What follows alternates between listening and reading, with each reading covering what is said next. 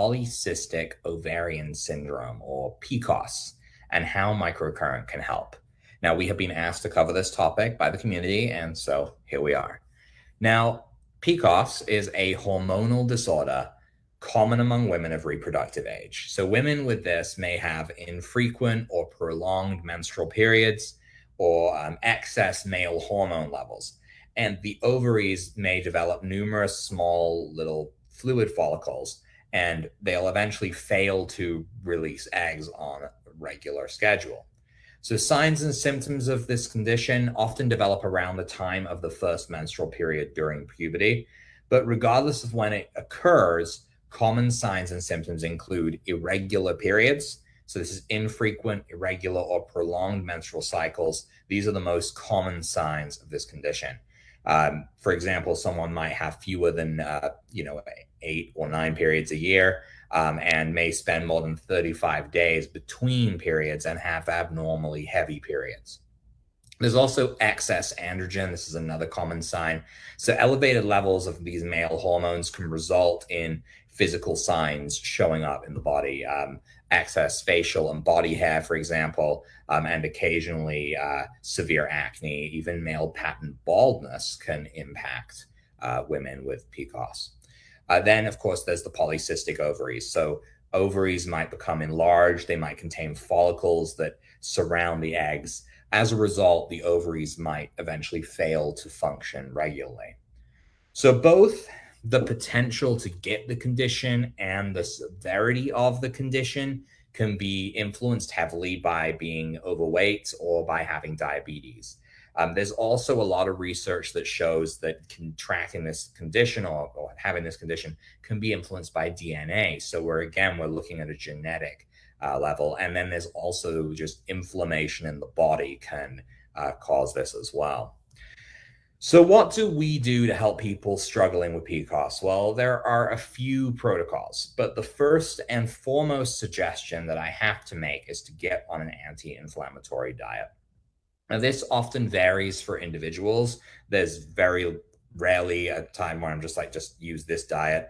But if you're looking for a good example, the Mediterranean diet is a great template to use. It's very anti-inflammatory, and this is largely because it has a big focus on omega-3 fatty acids.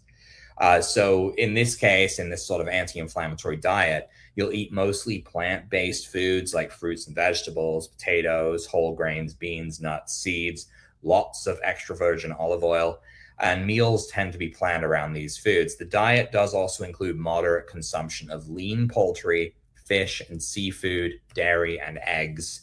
But obviously, we're avoiding red meat, which is a very high inflammatory food.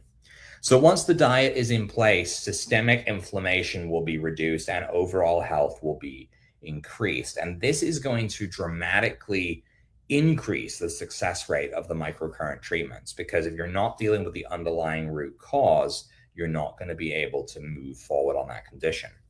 So the following protocols are what I recommend. Okay, so first off is scalar energy. And if you've been following us around for a while now, you're going to know all about the power of scalar and how it has the ability to influence DNA repair.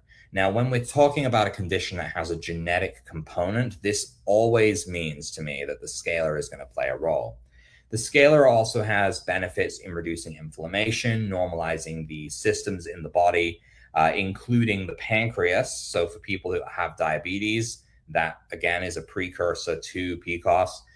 Being able to influence the pancreas and its insulin production, regulating that can really help to stabilize this condition as well. So when you include all these things in the basket, well, scalar lines up perfectly with this condition. And simply holding the scalar over the uterus and running it on 7 to 12 hertz at maximum power is probably going to be enough to initiate some incredibly strong change in the condition.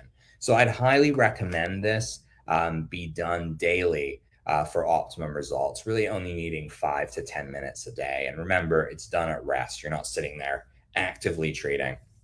Now, the next one is the gynecological protocol. This protocol is gynecological zones. is not what it sounds. People often think it involves the vaginal electrode. It does not. It is a gridding protocol, much like the abdominal, much like 3 pathways. And this protocol can only really be done effectively with the pinnacle because you need to be able to take readings.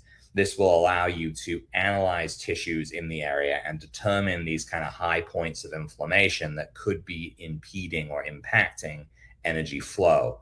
Now, this should be or could be done weekly. You don't have to do this part of the protocol, but I think it's a very strong piece. Let's take a look at the protocol here.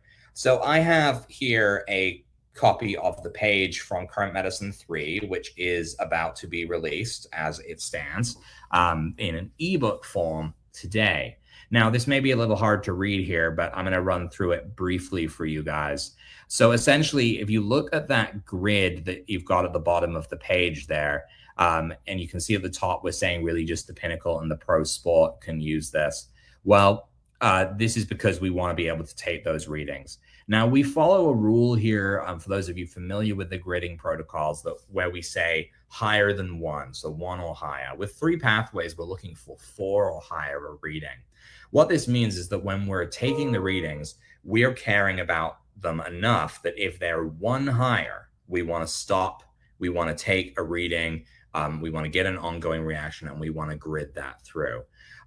This protocol looks more complicated than it is. It's a very small area over the uterus, so it doesn't take a huge amount of work to actually do it.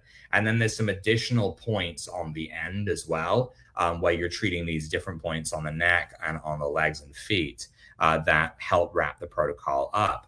Realistically, the protocol grid is the size of the palm of your hand. It's not very big at all. So you can imagine I think we got 7 on the top, 7 on the bottom.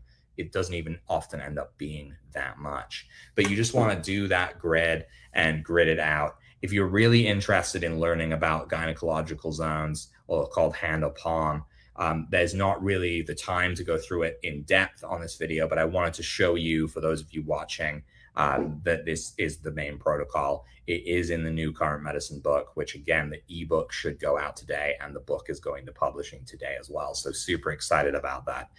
Also, I believe we have training videos on that in the #A protocol if you really want to dive deeper into it than just a cursory glance today. Now, the last thing to wrap up the treatment protocol is scar tissue.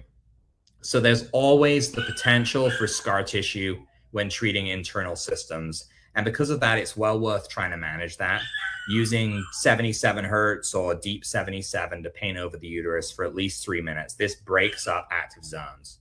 Now, with PCOS, we can't expect an overnight change, but with the proper care and nourishment of the body and the assistance of microcurrent therapy, we can move to affect real change in the condition. All right, everyone, thank you for joining me today for today's Monday 10-minute training. If you have any questions, post them in the comments below. Otherwise, I will see you next week for another one of these wonderful trainings. Thank you and have a great week. Bye-bye.